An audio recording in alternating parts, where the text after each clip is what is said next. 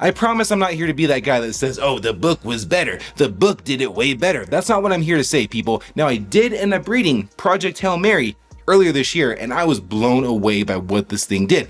I watch movies, y'all.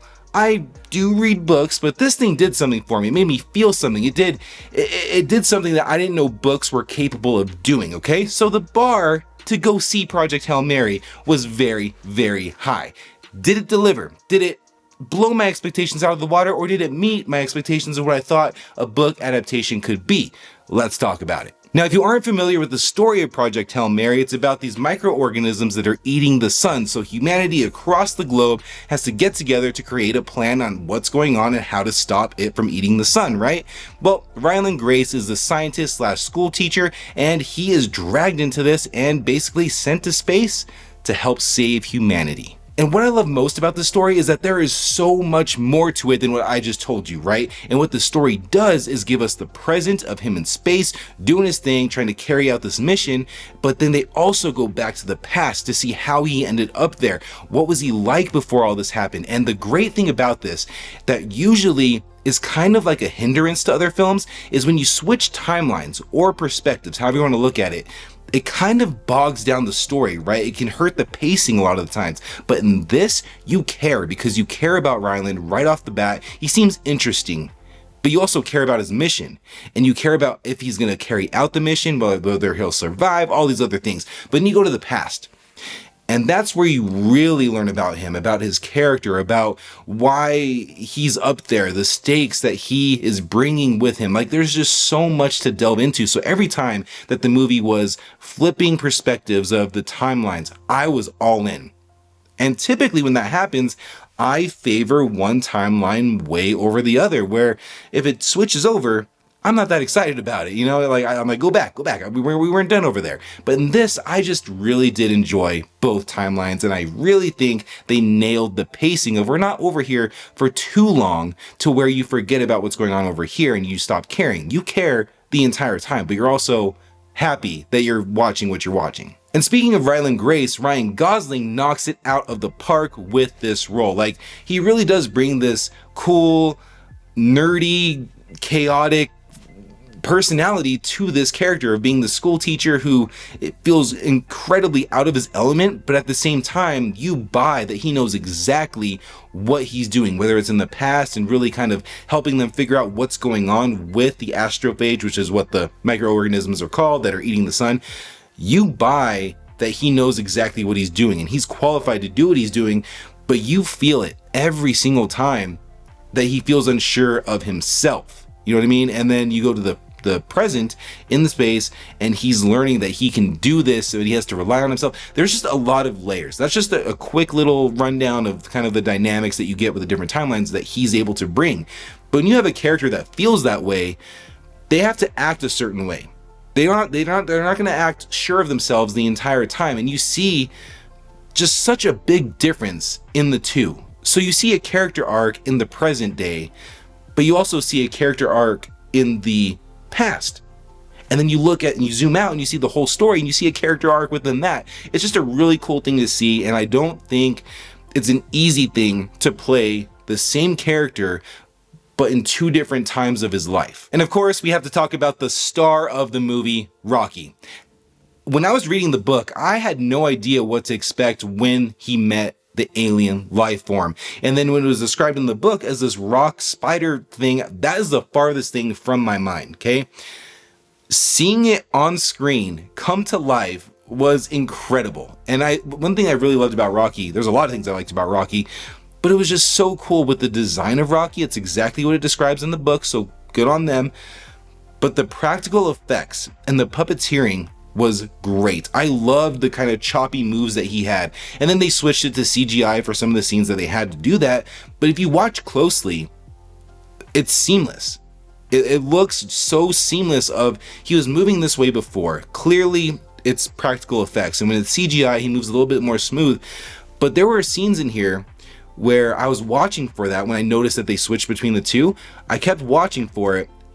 And midway within the CGI, you know, like the CGI, the movement, the puppeteering, it just looked so seamless. It looked so seamless of he was moving this way before. Clearly, it's practical effects. And when it's CGI, he moves a little bit more smooth. But there were scenes in here where I was watching for that when I noticed that they switched between the two. I kept watching for it. And midway within the CGI Rocky is when I realized it was a CGI Rocky. Like if you're not looking for it, you're not gonna notice it, which is such a great thing. You know, on the channel, I am all about practical effects. I'm all about practical effects almost all the time that you possibly can, and that's what they did in this. So huge shout out to them. That is just like I can't get over it. I can't get over how great Rocky looked, how he moved, how they did everything, and how everything they did was seamless. And then you have Rocky's personality, which is on point with the book, which I was so happy to see. You know, you kind of see him become a lot more comfortable with Grace, and you see Grace become a lot more comfortable with Rocky and how they interact, and you start caring about Rocky just as much as you cared about Grace, if not more, because this is this organism that you can't relate to.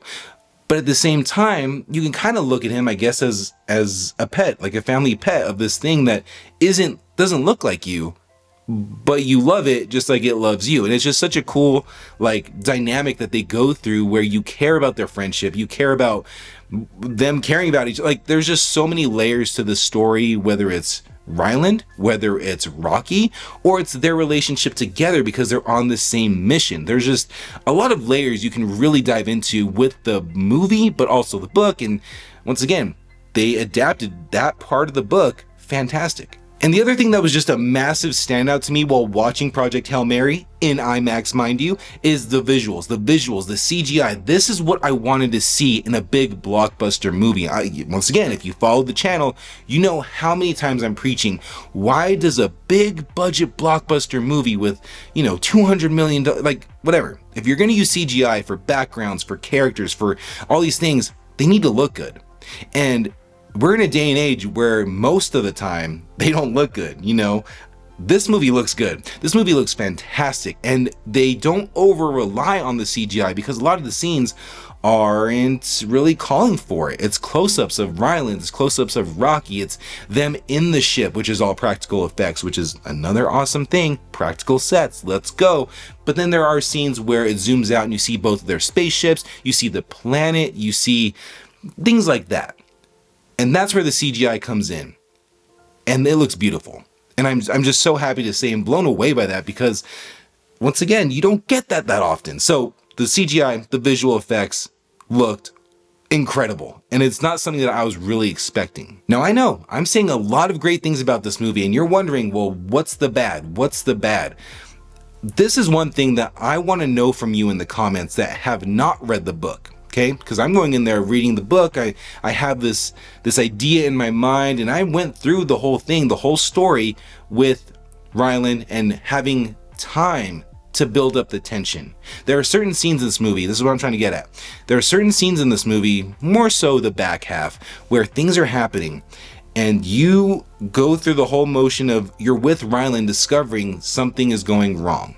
You are with them when something is going wrong and they have to adapt and figure things out. When I was reading it, I felt like there was a lot more time to really wrap my head around the stakes of what's happening and also how to fix it. In this movie, it felt like they really kind of rushed over those instances, which I understand. It was a 2.5 hour movie. Could it have been 3 hours? Sure. I think they did a great job as well as far as adapting the movie where they could to make it fit into a cohesive story. So things had to be cut. I completely understand that. Remember, movie guy here. But that's one thing that, having read the book, I was a little bit like, I didn't have that same feeling watching it as reading the book as far as the tension and like the stakes and just things like that. It was there. It just wasn't as big. And honestly, that's not even a knock on the movie. Like I said before, I understand they had to cut things out of it to make it work because people can't be sitting in the theater for 4 hours as much as we would like to. So I completely understand that. Another thing I really dug about this movie is the science behind it, okay? The author did so much research. If you look up how he made the book, so much research with NASA, with scientists, with mathematicians, and the dude's smart. If you look up Andy Weir, he's a very smart guy. The book did a lot of the work as far as the science goes, but they adapted it in a very good way for us moviegoers to consume, to understand, and just to kind of go with it and really get the story rolling. But the fact that this whole thing was fact-checked by scientists, by mathematicians, to where if you look at this movie, there aren't really plot holes. Yes, there is things that are happening that probably would never happen ever. But if it did, everything that they do makes sense. Like, I just think that's so cool where, you know, you look at Fast and Furious as an example, probably terrible example, but look at Fast and Furious. Scientifically, are they going to make that jump? Is the car going to do that? Like, do you know what I'm saying? But in this movie, the research was done to where this stuff would be okay if it happened. And I just think that's a really big thing that I don't know if a lot of people are talking about as far as this movie goes. Maybe if you read the book, maybe. That's a lot of work. And I think that it really does show off in the movie. Y'all, the final thing I'm going to say about this is, like I said at the beginning, the bar was so high for me after reading the book. One of my favorite books of all time, if not my favorite book of all time. How could a movie even possibly get close to reaching that? They did it. Like full stop. This movie checks every single box that I look for when looking at a movie, if it's going to be good, great, perfect. Like some people might say perfect. I think this movie checked every single box. Okay. The story, phenomenal. The acting, phenomenal. The score and the sound design, which we didn't even talk about. Sound design is great. How Rocky sounds, all the different spaceship noises inside and out, and plenty of other things. The actual look of the movie, the visuals, like everything that you would want that would make a movie fundamentally a great movie, this thing does. And being a fan of the book just elevated that even more for me. So I think this is a movie that if you read the book, you're going to love the movie. If you have not read the book, there is enough here from start to finish, like I said, to make a fundamentally great movie that you are going to love. In my eyes, this is the best movie of the year. I know I just said that in my recent review of Undertone, but I knew in my heart, in my soul, that this was going to be the #1 movie of the year so far. There are a few ones that might be able to, knock it off the top spot, but it's going to be tough, in my opinion. So let me know in the comments what you thought about Project Hail Mary. I think it was a phenomenal movie. I cannot get over it. I want to go see it again. I think that this is a very special movie that's going to stand the test of time, 10, 15, 20 years. People are going to look back on this in a very, very good way. But let me know what you thought about the movie down in the comments. Did you like it? Did you dislike it? Did you read the book? All those different things. Let me know in the comments because I'd love to have a discussion with you. Thank you so much for watching my review, and I will catch you in the next one.